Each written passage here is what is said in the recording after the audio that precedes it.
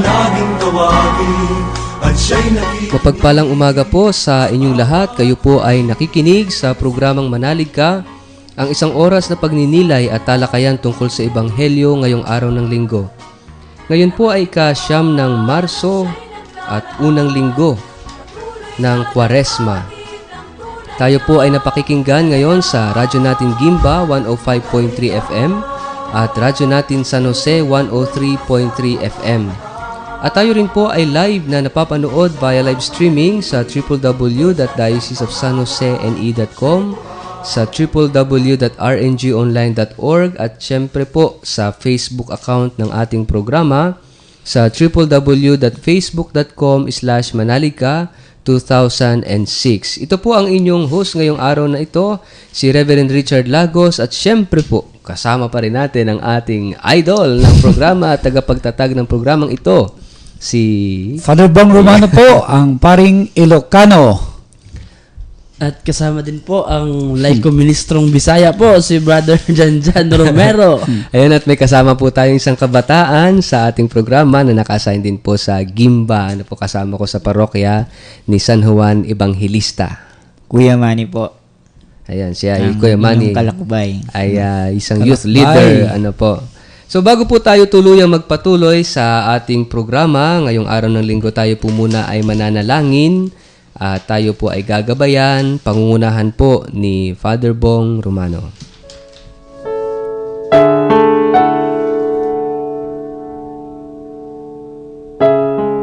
Sa ngalan ng Ama at ng Anak at ng Espiritu Santo. Amen.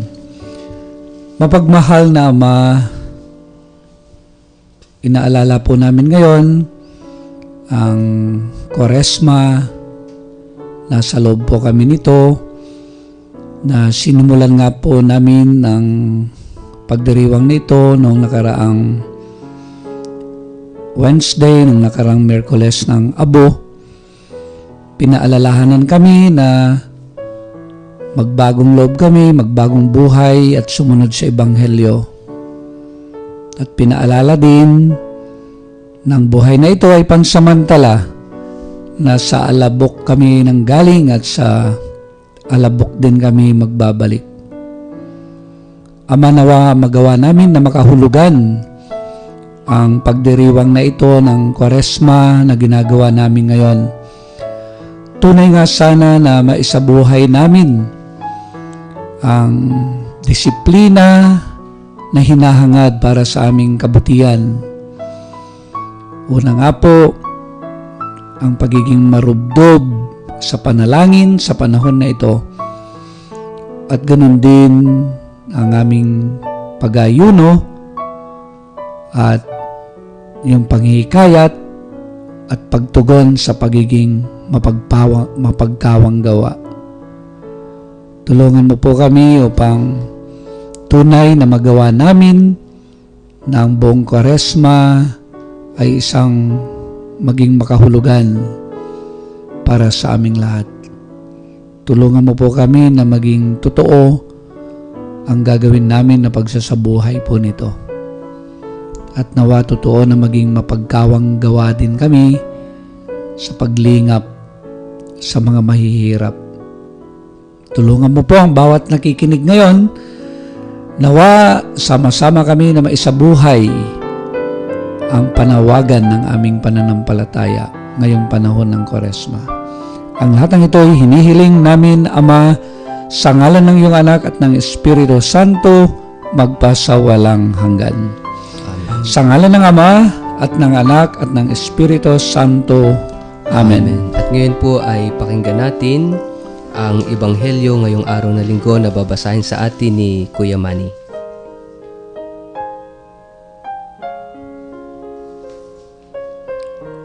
Ang mabuting balita ng Panginoon ay kay San Mateo.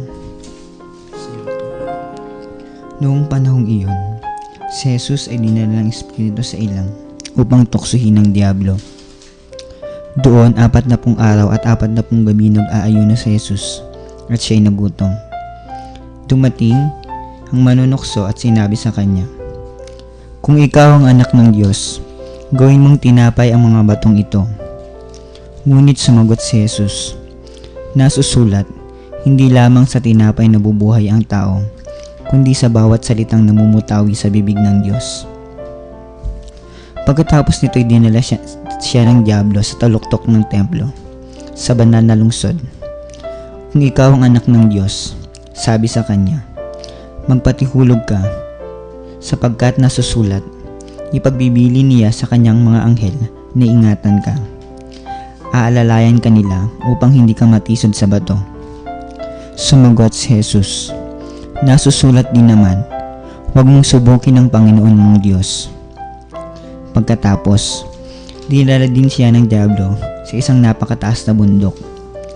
Mula roon ay pinatanaw sa kanyang lahat ng kaharian ng sanlibutan at ang kayamanan ng mga ito. At sinabi ng Diablo, ibibigay ko sa iyo ang lahat ng ito kung magpapatira pa ka at sasamba ka sa akin. Sumagot si Jesus, lumayas ka, Satanas, sapagkat nasusulat, ang iyong Diyos at Panginoon ang sasambahin mo. Siya lamang ang iyong paglilingkuran. At iniwan siya ng Diablo. Dumating ang mga anghel at naglingkod sa kanya. Ang mabuting balita ng Panginoon. Pinupuri ka namin, Panginoong Jesucristo. So maraming salamat po, Father Bong, sa pangunguna sa ating pagdarasal ngayong umaga. At syempre, salamat din kay Kuya Manny na siyang bumasa ng ating Ebanghelyo ngayong araw ng linggo. So muli po ngayon ay ika-9 ng Marso at unang linggo nga po ng panahon ng Kwaresma o yung 4 na araw na paghahanda natin, paglalakbay patungo sa pagdiriwang natin ng muling pagkabuhay ng ating Panginoong Hesukristo. At para po doon sa mga hindi nakahabol doon sa pagbasa natin ng Ebanghelyo, muli pong ikukwento ng ating laiko ministrong Bisaya na si Kuya Janjan yung ating gospel o yung Ebanghelyo ngayong araw ng linggo. Para po sa mga hindi nakahabol sa pagbabasa ng Ebanghelyo, kanina lang po. So, yung Ebanghelyo po natin ngayon ay napaka-challenging po, napakalaking hamon. Yun nga pong nag-aayuno ang ating Panginoong Hesukristo ng 40 araw at 40 gabi, ay dumating itong Diablo. Tinukso siya at sinabi sa kanya, dahil nga po nag-aayuno siya, gutom na gutom siya, sinabi ng Diablo, di ba't ikaw ang Diyos? So ngayon, gawin mong tinapay ang mga batong ito. So, pero sumagot itong ating Panginoong Hesus, sabi niya, hindi lamang sa tinapay na bubuhay ang tao, kundi sa bawat salitang namumutawi sa bibig ng Diyos. Tapos pangalawa, dinala ulit ng Diablo yung ating Panginoon dun sa tuktok ng isang templo sa Jerusalem. Tapos sinabi niya, magpatihulog ka mula dito sa tuktok dahil nasusulat, iingatan ka ng mga anghel para hindi ka matisod sa mga bato. Tapos sumagot yung ating Panginoon, nasusulat din naman, huwag mong tuksuhin ang iyong Panginoong Diyos. Tapos yung pangatlong hamon, yung pangatlong tukso na sinasabi ng Diablo sa kanya, nung dinala siya sa pinakamataas, sa tuktok ng pinakamataas na bundok, at sinabi ng Diablo sa kanya, tignan mo ang lahat ng mga kayamanan sa mundo. Ibibigay ko ang lahat ng mga kaharian na yan sa iyo kung ikaw ay magpapatira pa at luluhod sa aking harapan. Ngunit sumagot ng ating Panginoon, ang sabi niya, lumayas ka, Satanas, sapagkat walang ibang paglilingkuran kundi ang Panginoon mong Diyos at siya lamang. Ayun, maraming salamat Kuya Janjan sa iyong napakadetalyadong pagkukwento ng ating Ebanghelyo. Ano po, sumamaya po sa pagbabalik po ng ating programa ay tutulungan po tayo ni Father Bong at napakaganda ng kanyang mga insights tungkol po sa ating pagdiriwang at sa ating Ebanghelyo ngayong araw na ito. Huwag po kayong aalis, huwag kayong lilipat ng istasyon, dito lang po kayo. At sa ilang saglit, magbabalik rin kaagad ang ating programang Manalig Ka.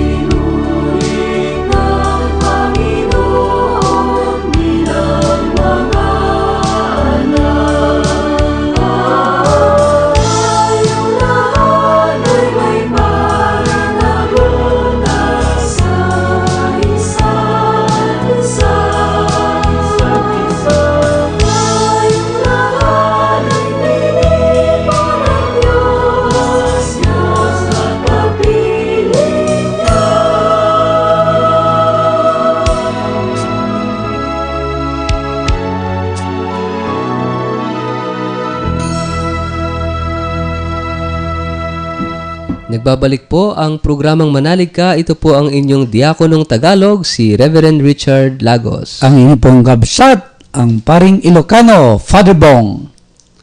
At ang Laiko Ministrong Bisaya, Brother Janjan Romero po. At ang inyong kalakbay na kabataan po, Kuya Manny.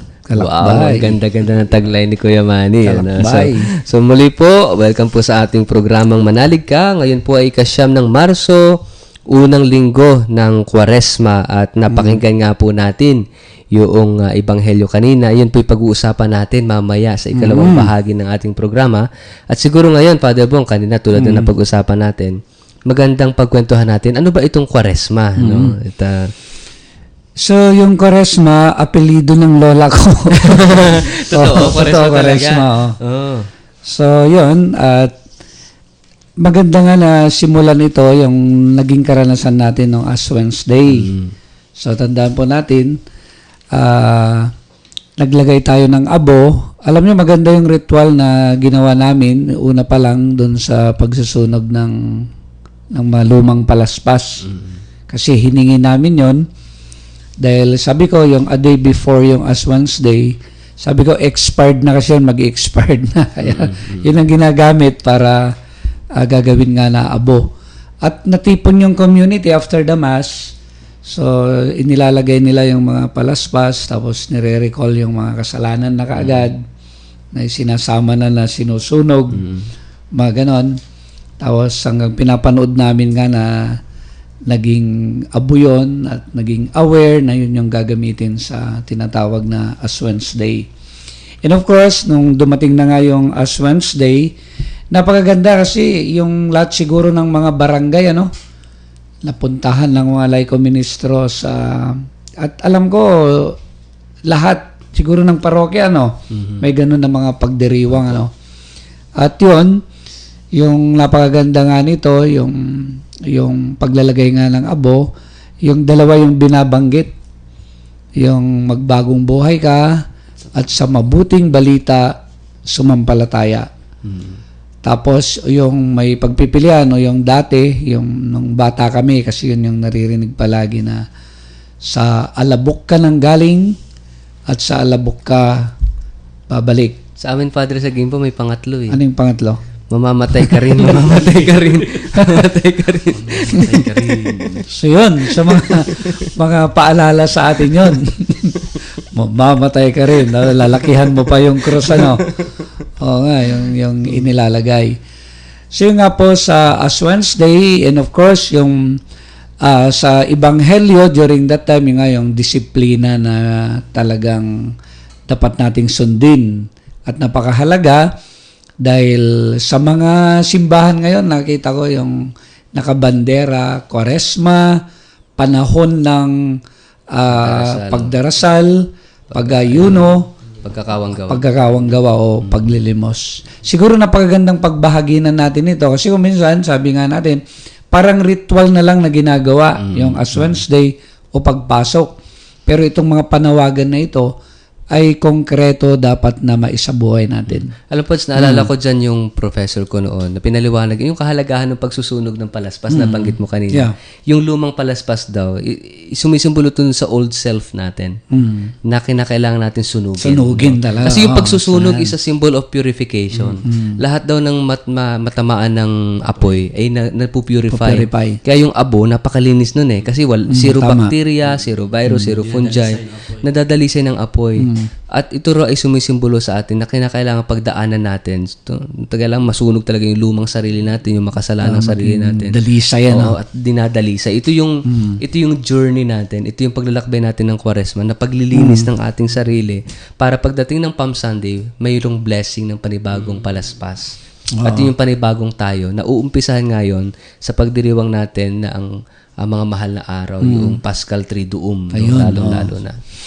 Pero bago nga yun, Reb, yung talagang sana maisabuhay natin yung tatlong disiplina, yung panawagan nga na yun. Una, yung pananalangin. Totoo. Baka sila Manny may paano gagawin ito yung tatlo na yun. At personally, Kuya Manny, like halimbawa, ano ba yung personal sacrifices mo na ginagawa ngayong panahon ng Kwaresma? Ano yung natural na lang na ginagawa ng katulad nating mga Katoliko, yung abstinence, tapos yung siguro konting sakripisyo sa mga ginagawa natin para parang yung maliit na bagay na yon, tulad ng pag hindi mo, halimbawa sa kabataan na lang, ako personally nung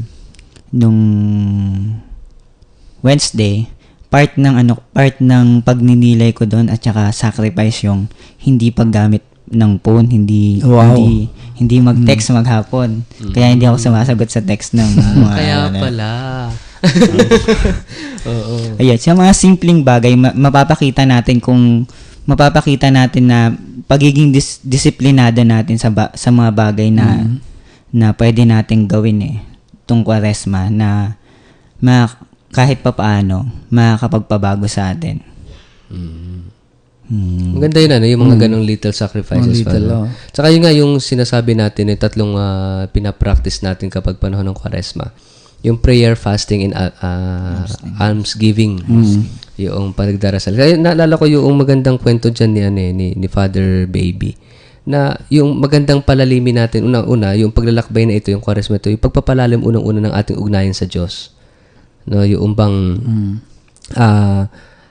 napakahalaga ng personal relationship with God, no? At yun naman yung binibigyan ng emphasis, especially nga yung Year of New Evangelization, tsaka Year of the Laity, yung personal encounter with the Lord, no? At yung sana ito yung Kwaresma ay maging pagkakataon natin lahat na ma-encuentro talaga ang Panginoon. At sabi nga, mahirap ma-encounter ang Diyos kapag punong-puno tayo ng maraming bagay. Kaya kinakailangan nating mag-fasting. Kasi fasting in abstinence ay parang babawasan natin yung sarili natin ng makamundong, Padre? Makamundong mga alalahanin, no? Makamundong mga pagpapahalaga. At sa pamamagitan ng pagbabawas na yon, doon sa makamundong alalahanin na yon, doon tayo marirecognize natin yung pagdaan ng Diyos sa buhay. Kasi minsan, or madalas dumaraan ang Diyos sa buhay natin, hindi natin na mamalayan kasi punong-puno tayo ng makamundong pagpapahalaga, punong-puno tayo ng sarili natin, worldly concerns natin, kaya hindi natin talaga nare-recognize yung paggalaw, yung pagdaan ng Diyos sa buhay natin. And that is actually the reason why kung bakit kinakailangan nating magbawas. Nakaka-relate ako dyan sa sinasabi mo, Rev, kasi ako, ngayong panahon ng Kwaresma, ang inuumpisahan kong gawin yung magnilay. So, yung pagnilayan, yung balikan kung sino ako noon at kung sino ako ngayon, yung mga ganon. So, dun ko na-realize na ang gusto ko lang nung kabataan ko magsundalo. Mga ganon ba? Sundalo, tapos may baril-barilan. Tapos nung lumalaki ako, yung kapitbahay namin na seaman umuwi, nagpapainom, namimigay. So, mayaman pala pagka sumasakay ng barko, magsisiman na rin ako. Pero ang bagsak ko nung college, fisheries, mangingisda. So, tapos, nung andito na ako sa CLSU, dumating ako sa punto na naging laiko ministro. Kung titignan mo, sundalo, gusto magsiman, nabagsak sa fisheries, ngayon naging laiko ministro. So, hindi ko pinapangarap kailanman na maging laiko ministro. Pare pa, pwede. So, nung piglayan ko, hindi rin ako perfecto na tao. So, makasalanan din ako. Nung piglayan ko, napakalaking chance yung binigay sa akin ng Panginoon upang maglingkod sa Kanya at saka maglingkod sa aking kapwa. So, nitignan ko napakabait talaga ng Panginoon. So, ano ngayon yung magagawa ko ngayon para rin sa Kanya? So, itutuloy ko or ano pa yung mas makatulong pa sa paglago na aking pananampalataya at mas lalo ko pa siyang makilala yun. Ayun. Alam mo ako yung pinagninilayan ko, 25 years na akong pare, 53 years old na. Yung pagninilay ko, ito na naman, Holy Week na naman, di ba? Yung palagi yung hamon ng Holy Week ay paigtingin yung relasyon sa ating Panginoon. Kasi nga, yung daraan na naman tayo na makikita natin ng kung gaano tayo kamahal ni Jesus na buong buhay niya, iaalay niya sa atin. Tapos sabi ko sa sarili ko, 53 years na nagdidiriwang Holy Week. Gaano ko na talaga kaya sinusuklian yung pagmamahal ng Diyos sa akin? Or yung tanong, gaano ko na ba kamahal talaga si Jesus na lubos na nagmahal sa akin. Kaya siguro po, ito yung pagtutuunan ko ulit at hindi lang siguro ako, kundi inaanyayahan ko din kayo. Ilang beses na po kayong nag-Holy Week. Totoo. Gaano nakakatulong kasi ang danger niyan, yung parang nakakalungkot ko minsan, ginagawa lang natin na parang mairaos itong ritual na ito. Kaya tignan mo yung pagsasabuhay, napakalayo ko minsan. Pag Biyernes Santo nga, meron na daw nagbe-beach ngayon, parang mga shokoy na, di ba? Pag Biyernes Santo, nag-outing na. So kaya ako, gusto kong ibalik muli sa mas malalim na pagdiriwang na yung makita mo, yung 53 years na ako na nagdiriwang nito, gaano na talaga ko sinusuklian yung buong pagmamahal sa akin ni Jesus, na inalay niya yung buhay niya. So yung gano'n, ngayon nakakahiya, 53 na. Baka nga hindi mo ma-develop yung pagmamahal mo sa kanya. Siya 33 years old lang nung develop na yung talagang total giving ng pagmamahal niya. So, yun, at least panahon na naman ito ngayon na magtutuon ulit sa ganoon. At alam nyo, pag sineryoso talaga natin itong mga ritual natin na ganito, yung mga tinatawag na liturgical na mga pagdiriwang natin, kung talagang ginagawa talaga natin ito na naayon sa season, sa panahon, mapapabanal tayo nito yan, no? Amen. Mapapabanal tayo. So sana po yun yung hangarin natin ngayong ko, paano tayo mapabanal, mapabuti, maging malapit sa Diyos ngayong yung Kwaresma na ito. At sana po, Padre, yung mga practice natin sa Kwaresma, at sana magawa natin sa buong taon. Di ba yung pagbabagong buhay? Yung through whole year round. Hindi lang panahon ng Kwaresma. Yung pagsisisi, yung pagpipigil sa mga mundong mga mundong hilig. Hindi sana makatulong itong 40 days na practice na ito para sa buong taon at sa buong buhay nating pamumuhay dito sa sanlibutan. Alam mo, Reb, yung nga, dahil ako gusto ko yung makatotohanan kasi nga parang bata kami, tinuro lang mga ritual. Pag Biyernes Santo, wag kang magsasaya, wag kang mag-iigib, wag kang maglalaro. Mga ganun lang na mga ritual. Pero ngayon, yung pagpasok na ng Kwaresma, sabi ko ako yung pari sa community, papaano namin talaga magawa ito na hindi lang ritual kundi actual. Kaya halimbawa yung paglilimos, sabi ko, yung hinahamon tayo ngayon na mag-fasting. At yung matitipid natin sa fasting, hinahamon ko po kayo, meron tayong programa ngayon na yung limos mo, pagkain ko. Yung parang nagsasalita sa atin yung isang batang pulubi na sinasabi sa atin na limos nyo po ay pagkain ko. Kaya kahapon ay nagpakain kami, naghanda ng para sa 300 na mga pulubi, mga maralita. At tuwang-tuwa, at gagawin namin ito sa loob ng Kwaresma.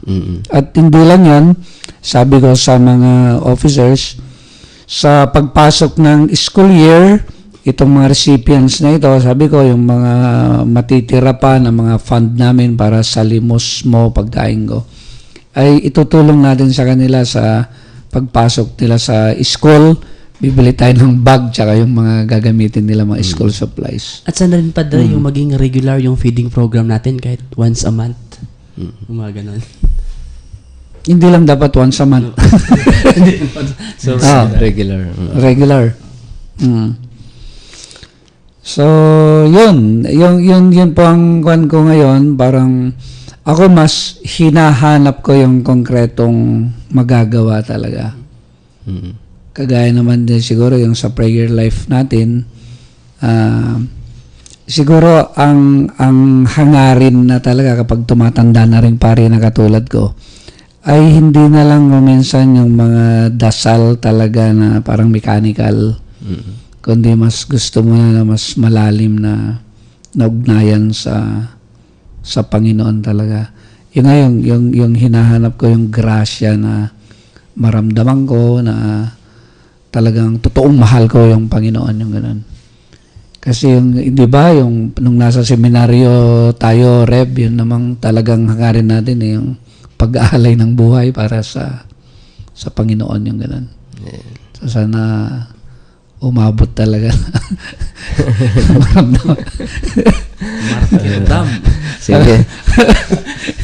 Mga ganun ba na mga kan? Kasi, pero mga nga, pinag-usapan nga ngayon, di ba, yung martyrdom din talaga ng Panginoon pag sa Holy Week. Mga ganun. Thank you very much, Father Bong at Kuya Jan no, sa napagandang reflections ngayong Kwaresma. So mamaya po sa ating pagbabalik ay pag-uusapan naman natin yung tungkol sa Ebanghelyo ngayong araw na ito. At syempre dahil ang daming mga itinuturo sa atin ng ating Panginoon doon sa kanyang karanasan, mga sa kanyang yung pagtukso sa kanya sa ilang. No, wag po kayong aalis, wag kayong maglilipat ng istasyon sapagkat sa ilang saglit magbabalik rin po kaagad ang ating programang Manalig Ka.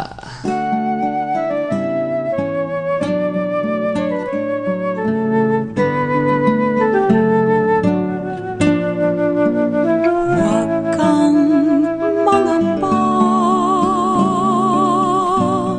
di ka nag-iisa. Sasamahan kita saan man magpunta. Ika'y mahalaga sa aking mga mata, minamahal kita. Minamahal kita. Tinawag kita sa iyong pangalan.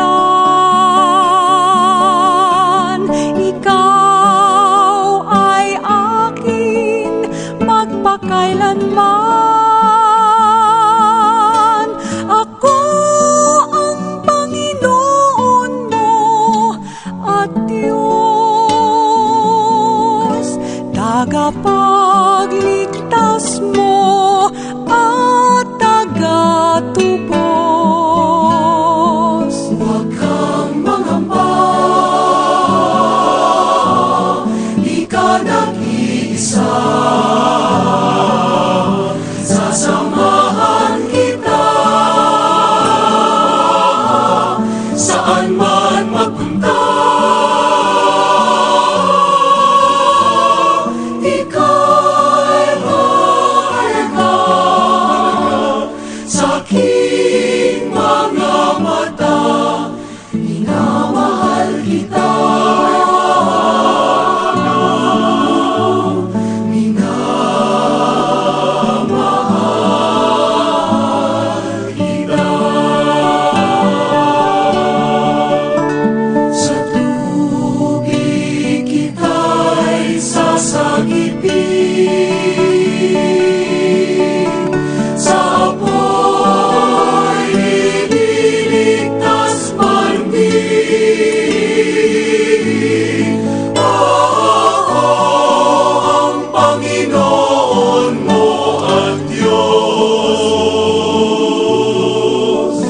tagapagligtas mo at tagatubos.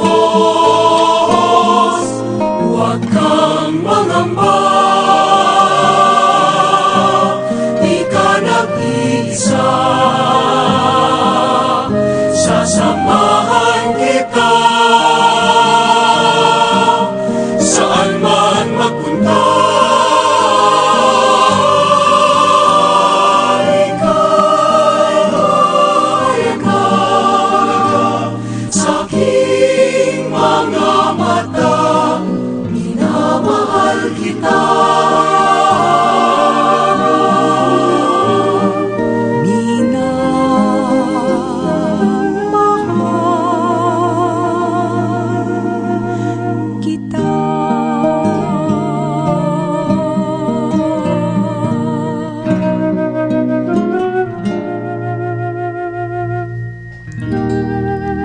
Nagbabalik po ang programang Manalig Ka. Ito po ang inyong diakonong Tagalog, si Reverend Richard Lagos. At ito pa rin po ang inyong kabsat na paring Ilocano, si Father Bong Romano po. Ang like ministrong Bisaya, Brother Janjan Romero po.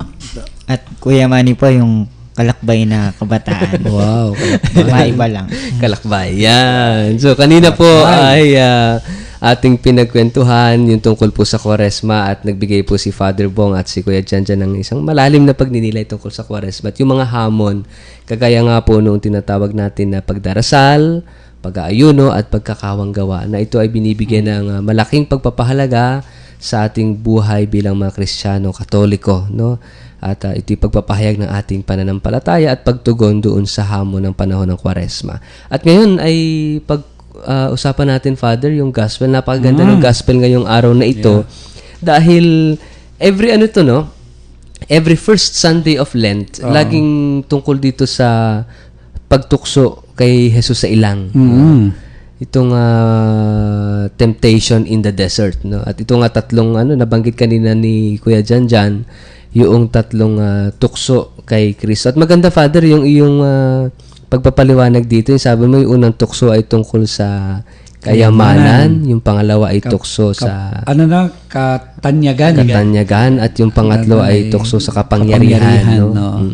Siguro, Father, baka pwede mong bigyan ng magandang reflection din, insight ang ating mga tagapakinig, no? So, magandang kilalanin na meron talagang nanunukso. At merong The reality of the tempter. Demonyo talaga. Sabi nga nung isang professor namin noon, itong realidad na ito ay talagang ginagamit tayo minsan. At kung gusto mo nga daw makakita ng demonyo, tignan mo yung katabi mo. Kala ko titingin sa salamin. Parang naiba. Parang kanina sabi yung sa salamin. At kapag uwi mo sa bahay, para mas personal yung demonyo naman, tignan mo sa salamin. So, realidad, yung parang may nangyari, yung parang sabi nila, yung spiritual warfare na nangyayari sa atin talaga. At ito, yung mga pamamaraan ng panunukso nga ng devil, yung una nga na nararanasan natin sa kayamanan. Kasi pwedeng makalimutan yung pang-spiritual kung palagi na lang yung pinagtutuunan mo yung mga material na bagay. At ang nakikita mo na kung minsan ay hindi na yung Diyos na nagbibigay ng mga material na pangailangan, kundi ang Diyos mo na kung minsan yung mga kayamanan, yung mga material na bagay, yung pinagkakaabalan mo ay para na lang sa mga material na bagay. At ito yung isang tukso. At kung minsan dumarating pa sa punto na talagang kam-kam ka na lang ng kam-kam ng pera, addiction din kasi yan eh. At yung tanong ko minsan, kailan ka ba hihinto para masabi mo na talagang satisfied ka na sa nakamkam mo? Kaya ito yung isang paalala sa atin ng ating Panginoon, isang warning na nakakapagpalayo sa Diyos sa atin ay yung mga kayamanan, yung mga material na bagay na yan. Maganda yung sinasabi, Father, no, na yung tukso na ito tungkol sa kayamanan. Pero kung titingnan natin, yung tukso na yung bato gagawing tinapay. Di ba yung tinapay hindi naman masama? Yung yaman itself ay hindi naman masama. Ang magandang binigyan mo ng highlight, Father, yung pag napalitan na. Pag pinapalitan na nitong tinapay na ito, nitong yaman na ito, yung lugar ng Diyos sa buhay mo, sa puso mo. Yun na yung yung maganda yung term ni Brother Manny nung minsan, na yung kapag hindi na puso yung nasa dibdib mo, kundi wallet na. Material na bagay. Oo, yung puro Yung laman ng material na puso bagay mo na eh. ipinapanginoon natin. Oo. Yung pang wallet na ang nasa dibdib mo, hindi na tumitibok na puso, no? Na, yun na yung mas napalitan na ng yaman, ng yung lugar na sana dapat ay para sa Diyos. No? Kasi pwede ka palang gumawa ng sarili mo ng Diyos-Diyosan, no? Halimbawa, pag linggo, pumunta ka sa trabaho mo, sa business mo, pero hindi ka naman sumamba sa Diyos, hindi ka naman nagsimba na. Ang Diyos mo sa araw ng linggo na yon, yung trabaho mo na, o kaya yung bukid mo, yung trabaho mo. Napakalaking tukso yun. Nakakaloka yan, Pads, kasi lalo na ngayon, anihan, no? Anihan yan, Anihan no? ng Napakalaking, sibuyas, ng palay, no? Pupunta sa Cebu palagi. Oo, sa Cebu palagi. Sibuyasan. Parang Talon, no? napapalitan na noong sibuyas yung lugar ng dapat ay para sa Diyos, no? Ito yung realidad talaga. Realidad. Mapapansin no? namin pagka nag-house to house kami, magsimba po tayo, mga kapatid na mga Katoliko, pag-araw ng linggo, sasabihin ng iba pupunta po kami sa bukid at taniman. Tapos nung panahon naman ng taniman, pagkatapos ng panahon ng taniman ay pupunta ulit sa bukid dahil magsasabog ng pataba. Pagkatapos magsabog ng pataba ay anihan na naman. So lagi may dahilan. No? Lagi may dahilan. So ito yung sinasabi, Father, mo siguro, konkreto na ganun, na napapalitan na noong kabuhayan, noong kayamanan, no? Yung lugar ng para sa Diyos. So ito talaga realidad na nangyayari. At ito yung kailangan suriin natin, no? Ngayong panahon ng Kwaresma, sa unang linggo pa lang ng Kwaresma, ay pinapaalalahanan na tayo, teka, i-check natin yung buhay natin, yung lifestyle natin, baka mali na.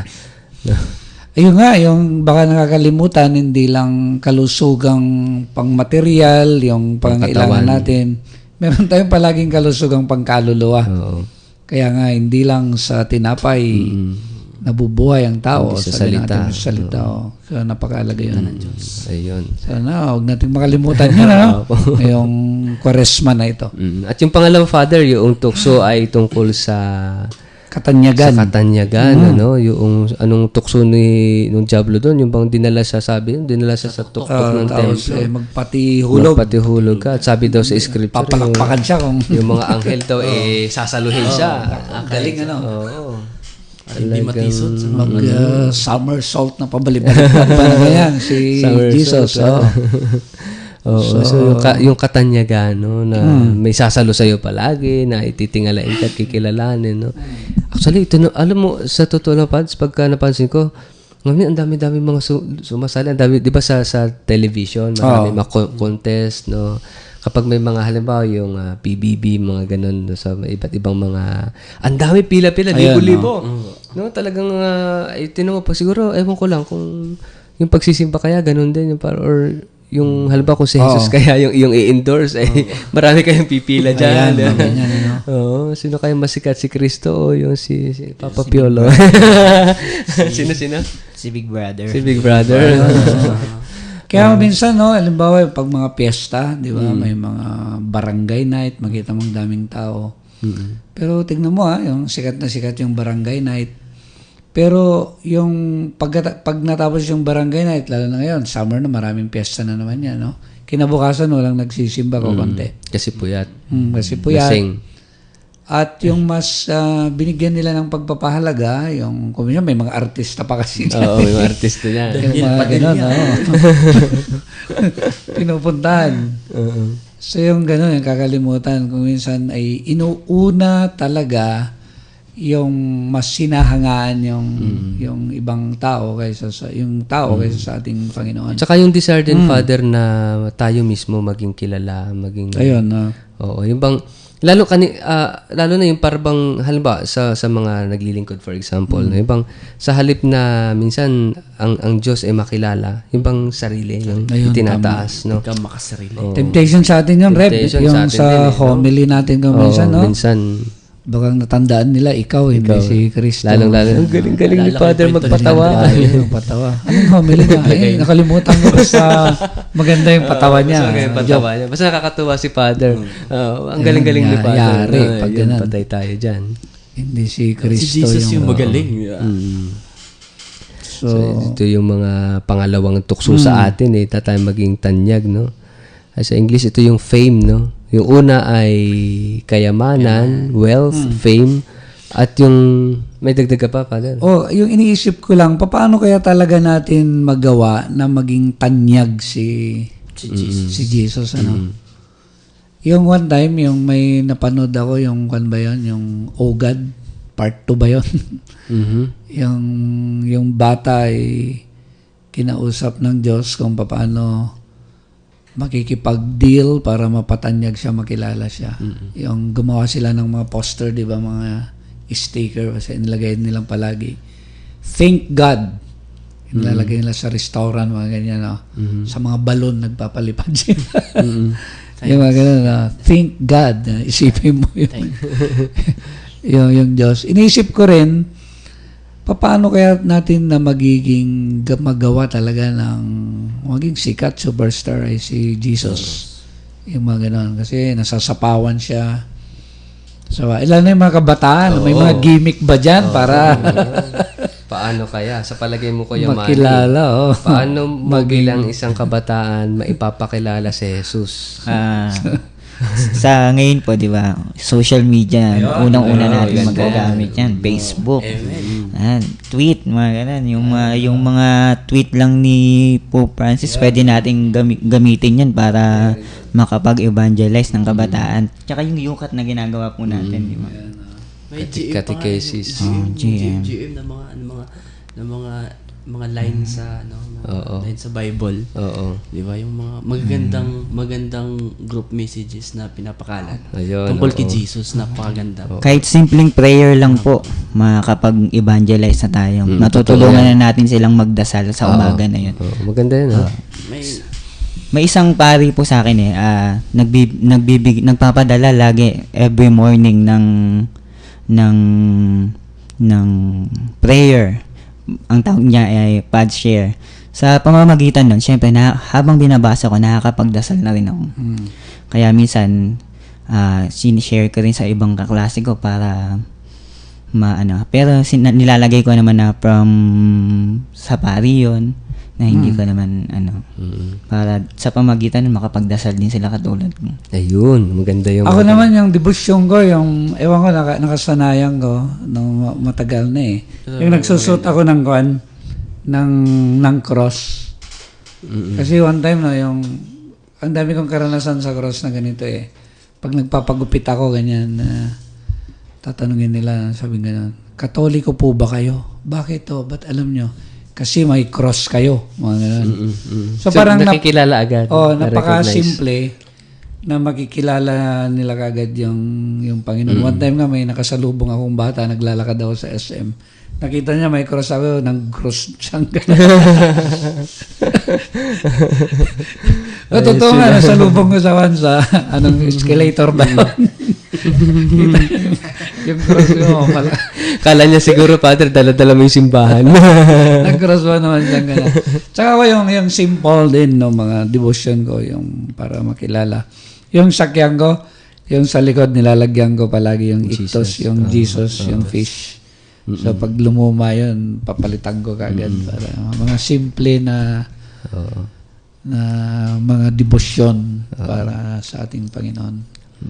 Maganda yan. Maganda mga simple acts of pagpapahayag yung profession of faith din yan eh. Ayun. So siguro, Padre, dako tayo dun sa pangatlo at baka maubusan din tayo ng oras. Yung pangatlong tukso kay Jesus ay tungkol doon sa kapangyarihan. At marami ang talagang uhaw dito. Panginoon. At ito'y pinag-aagawan pagdating sa kapangyarihan, no? Lalong sa larangan ng politika. Pero hindi lang yun, sa pati sa negosyo eh, 'di ba? Maraming lalaban-laban diyan eh. So ito yung yung tukso sa kanya diyan, pinakita sa kay Jesus nung diablo, lahat ng mga kaharian, no? Lahat ng mga kaharian, kayamanan ng mundo. At ang sabi niya, ibibigay ko sa iyo lahat 'yan. Sambahin, sambahin mo na ako, malikluhod, no? Sarapan, no? So doon na talagang naggalit si Jesus na sinabi niya, lumayo ka Satanas, no? Talagang itinaboy niya. Alam mo, alimbawa yung tayo na mga ordained minister, binigyan tayo ng kapangyarihan yung may authority na tayo. Alam niyo, palagi kong dinarasal, sana itong authority na ito na regalo sa Diyos ay magamit talaga sa paglilingkod at pag-evangelize. Kasi kailangan naman talaga yung kapangyarihan Pero maging klaro palagi na itong kapangyarihan na ito na authority na galing sa Diyos ay magamit mo para lalo kang magpakumbaba, lalo kang pumunta sa mga tao, sa mga mahihirap. Kasi privilege madali kang kilalanin kasi meron ng gift na authority na ganito. Kaya lang yung danger nga, baka magamit sa ibang banda So palagi yan na sana ito ay yung kapangyarihan na ito, yung authority na ito, makita mo palagi na instrumento para sa mapagpakumbabang paglilingkod. Sana yung power paglilingkod. Yun nga, Father, yung dalawang klase, yung pagtingin sa kapangyarihan dito, yung una yung power to dominate, Ayun, or power that dominates, and then power to serve, no? Yung Ayan, power that serves, no? Ayan. At yung maganda, ipinupunto mo nga, Father, na yung sana, yung kapangyarihan talaga ay magtulak sa atin sa paglilingkod, hindi para mangibabaw o maghari, mag-dominate, no? At ito naman talaga yung pinakita ni Jesus na tunay na kahulugan ng kapangyarihan. Na sabi nga, if you want to be first, no? Kung gusto mo manguna, dapat maging lingkod ka ng lahat, no? Talaga ito yung paglilingkod. Kabaliktaran talaga itinuturo ni Jesus sa standard ng mundo, Paglilingkod talaga yan. kasi sa mundo, yung kapangyarihan ay dominating, no? Talagang nangingibabaw, nagaharing uri, kung magaganoon.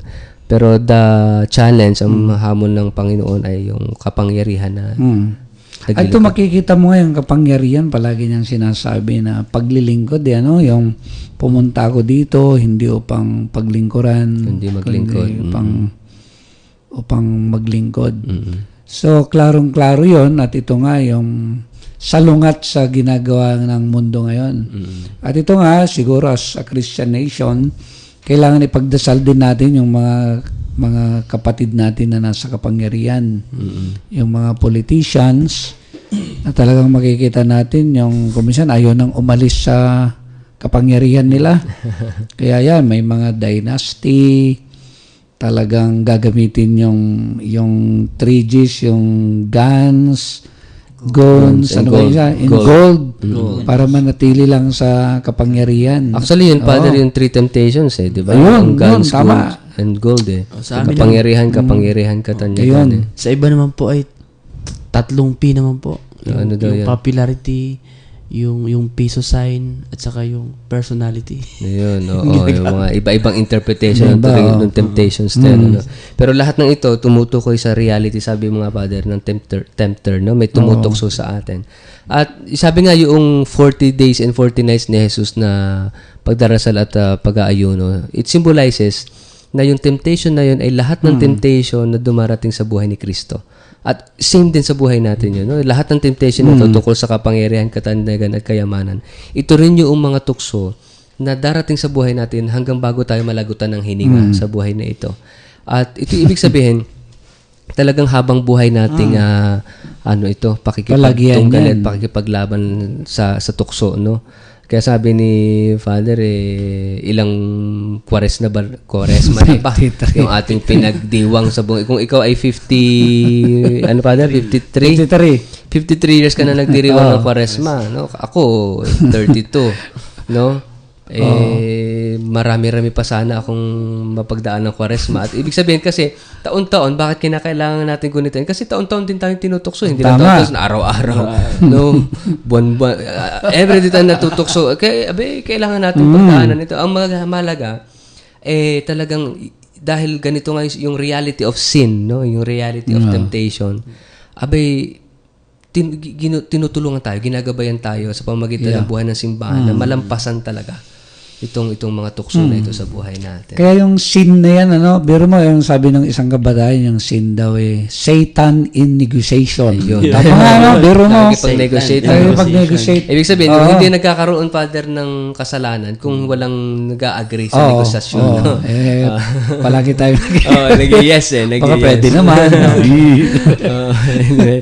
Sige po, at medyo nag-extend na tayo ng time. Huwag po kayong aalis, no? Mamaya, sa pagbabalik natin ay bibigyan natin ng paglalagom. Tutulungan ulit tayo ni Father Bong upang bigyan ng summary o paglalagom yung ating tema at mga napag-usapan ngayong araw ng linggo. Huwag po kayong alis. Stay tuned lang po kayo at magbabalik rin kaagad ang ating programang Manalig Ka. Manalig Ka.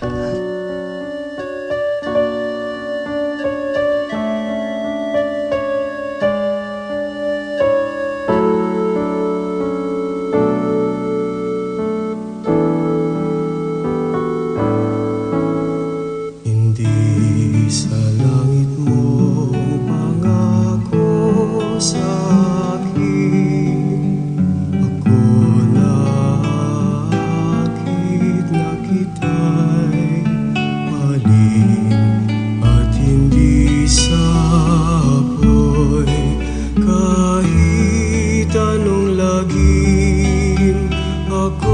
mapipili, inig ang sambahin. Nakita ko na ika'y mamalas, nakapako sa krus, hinahamak-hamak, naaakit ng iyong katawang may sugat, at nang tinanggap mong kamatayat libag, nakita ko ng iyong pag-ibig, kaya't mahal kita kahit walang langit, kahit walang apoy, sa'yo'y manginginig.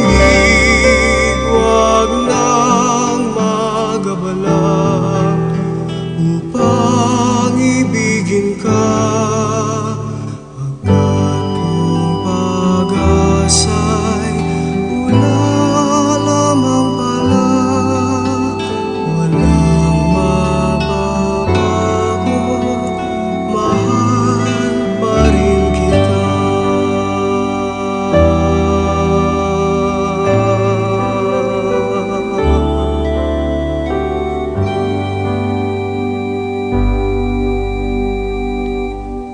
Nagbabalik po ang programang Manalig Ka. Ito pong muli ang inyong diakonong Tagalog, si Reverend Richard Lagos. Ni Apo Padi Apo nga Ilocano, Father Bong Romano. Ang Laiko Ministrong Bisaya, Brother Janjan Romero. At ang kalakbay niyo pong kabataan, Kuya Manny po. Yeah. So tayo po ay dumako na sa pagtatapos ng ating programa. At tutulungan po tayo tulad ng aking binanggit kanina bago ang ating break ay tutulungan tayo ni Father Bong sa paglalagom tungkol sa ating tema at ebanghelyo ngayong araw ng linggo. So minamahal na mga kapatid, ito nga po yung una, yung pinagnilayan natin, yung pagpasok ng Kwaresma. At dito nga may disiplina na hinahangad na magampanan natin. Una, yung maigting o marubdob na pagdarasal upang mapalalim natin ang ugnayan sa ating Panginoon. At napakahalaga nga po ito, yung ugnayan natin sa Kanya.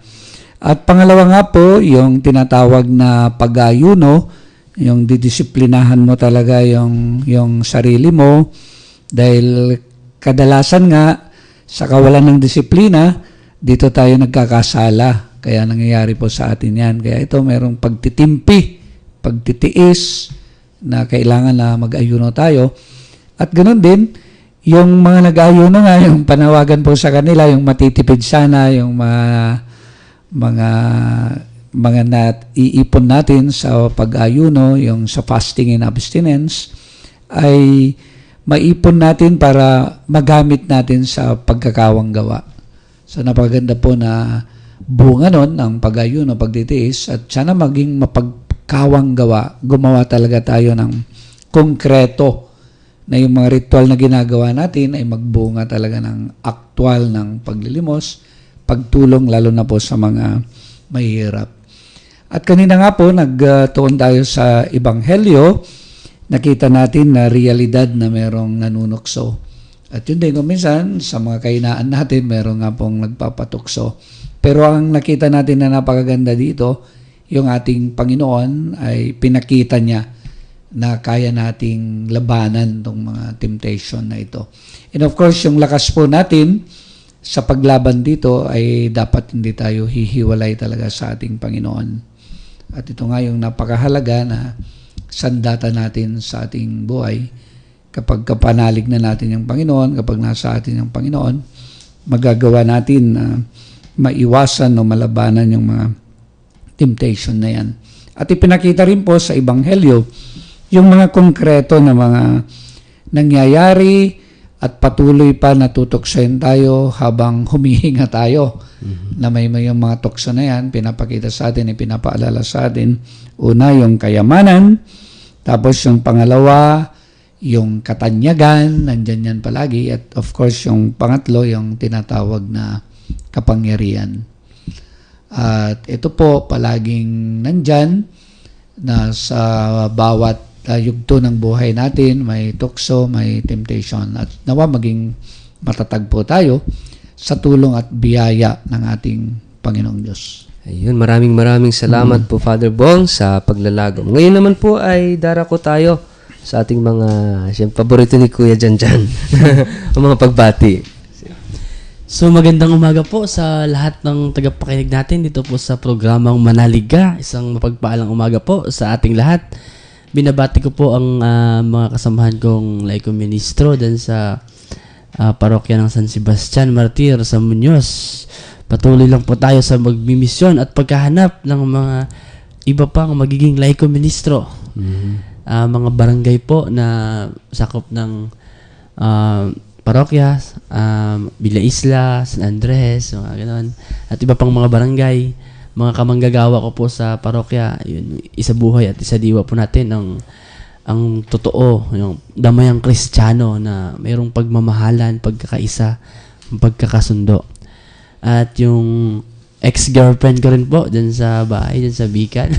Sa ex-girlfriend ko po dahil asawa ko na po siya ngayon. Kaya ex-girlfriend, isang magandang umaga po at sa aking dalawang chikiting. So magandang umaga po sa lahat. Grabe, no? Pati sa asawa niya, nangino po siya, tsaka anak niya. Baka parehong panganay yun, yung Parehong dalawang panganay. sigiting. Sige. Si Kuya Manny. Magandang umaga po ulit. Babatiin ko naman yung mga kasama nating mga kabataan. Wow. Siyempre, yung dito sa katedral at saka sa St. John the Evangelist sa Gimba. Magandang umaga po. At saka yung kasama natin dito sa opisina, si Ate Badet, si Ate Ana, at saka si Kuya Nari. Magandang umaga po.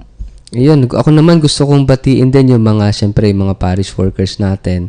Lalo-lalo na sa St. John the Evangelist Parish, no, sa Gimba. Lalo-lalo yung bagong organize nating mga kabataan doon na nag-undergo ng youth encounter at saka mga servant leadership training, no? At syempre po, gusto ko rin pasalamatan, batiin yung mga volunteers natin sa social communications, kasama doon sa social media apostolate po natin. At lahat po ng ating mga sponsors at benefactors sa ating programa, lalong-lalo na po sina Tita Noemi at Tito June Andres dyan sa bayan ng Rizal. At syempre po sina Kuya Kokoy at Ate Bering po dyan sa bayan ng San Jose. At sa lahat po ng mga sumusuporta sa ating programa, maraming salamat po sa inyo. Ako naman po, binabati ko yung mga nakikinig sa palengke. Marami daw nakikinig. Ay, oo. Palengke Number 1 tayo sa palengke. Oo, sa San Jose. Oo. Palengkera daw kasi. Sa San Jose po, yung mga nakikinig dyan sa loob po ng palengke. Ate Evelyn, kamusta na po yung Manalig Ka Rosary? Hindi ba nagbibigay Oo nga, ano. sa footsteps. So, At alam niyo pa, number 1 balita ko, number 1 din tayo sa palengke ng Gimba. ayun, no, tama. Saka sa mga tricycle driver. Sa mga sa palengke po ng Gimba. So magandang umaga po. Kailian niyo ako po, si Father Bong, Kailian kababayan. Kababayan. So binabati ko po kayo at nawagpalengke palagi ng Panginoon. At ganun din yung barangay po na bahay-bahay kami nung nakaraang Friday. Nag-house to house po kami dyan sa Muñoz, yung barangay Katalanakan. So napaganda yung karanasan namin. Hindi po kami nagpakabusog noon kasi Friday. Ako nag-fasting tsaka abstinence. Ako lang nag-fasting and abstinence. So, sana po patuloy po na ipagdasal din po ninyo kami para patuloy na maging kasama ninyo kami dito sa at thank you sa mga nagdasal sa akin Opo, nung nagkasakit kayo. na ospital Actually, sinama ka namin sa dasal nung nakaraang linggo, Father. Oo nga, yung sabi nga maraming nagdasal. So, thank you po. Salamat Apo. Ayun. So pwede po bang mag-request ulit? So pwede pong pakisama din po sa ating panalangin yung mama ko po na nasa malubhang karamdaman po yan. Komplikado po yung sakit sa sana Ayan, po oo. Sige po. Pangalan niya, Eden ano? Jesusima. So, si Ma. At siyempre, nabanggit na rin lang itong prayer request. Pati rin pala, Father, si Ate Helen Agustin sa sa kuya po, Oo. no, na ngayon ay nagsasuffer sa cancer, no? Yeah. At lahat po ng mga cancer patients din na binibisita Nagdarasal namin namin, sa Gimba, o lahat ng mga may sakit. So, tatapusin na po natin ating programa at pangunahan muli tayo ni Father Bong sa ating pangwakas na panalangin.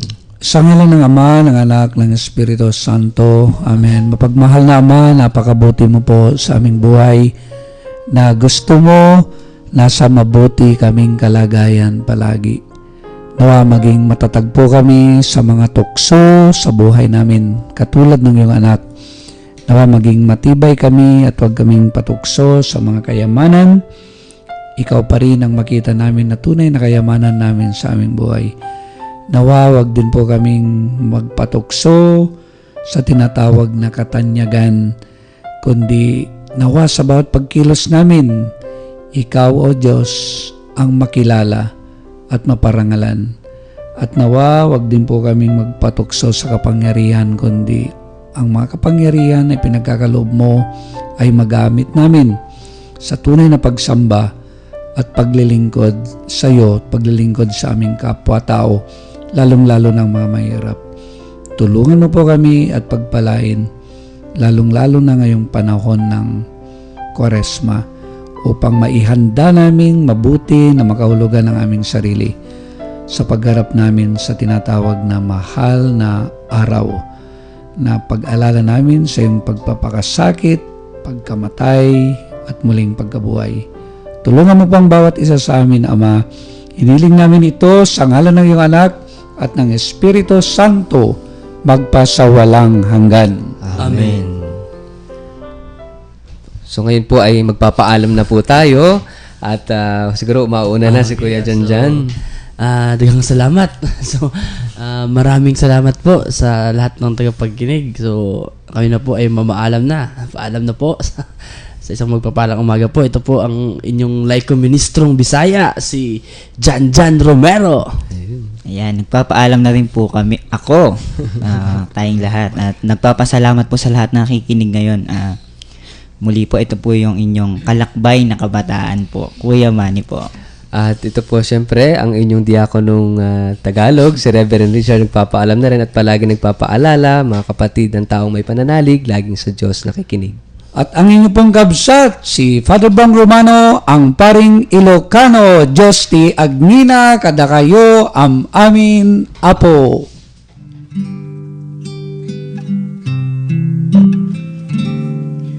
Inoong lahat ng takot sa iyong damdamin, ang pangalan niya lagi ang tawagin, at siya'y nakikinig sa bawat hinaing.